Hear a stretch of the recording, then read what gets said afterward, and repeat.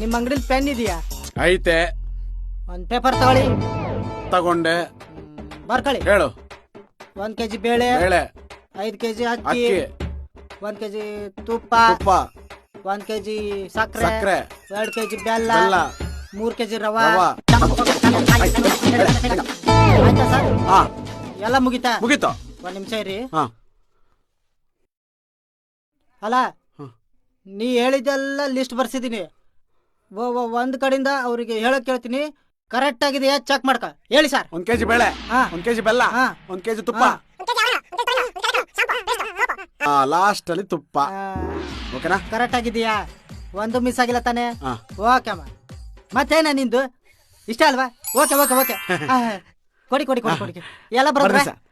ಎಲ್ಲ ಪ್ಯಾಕ್ ಮಾಡಿಸ್ಲಾ? ಇಲ್ಲ, ಡಿಮಾರ್ಟ್ ಅಲ್ಲಿ ತಗೋತೀನಿ. ಮತ್ ನನ್ನ ಕೈಲಿ ನನಗೆ ಬರ್ಸ್ತೀರಿ? ನನಗೆ ಕನ್ನಡ ಬರೆಯಕ್ ಬರಲ್ವಲ್ಲ, ಅದಕ್ಕೆ ನಿಮ್ ಕೈಲೇ. ಅಯ್ಯೋ ಕೋತು ನನ್ನ ಮಗನೇ, ಸುಮ್ಮನೆ ಟೈಮ್ ವೇಸ್ಟ್ ಮಾಡಕ್ಕಿಲ್ಲ.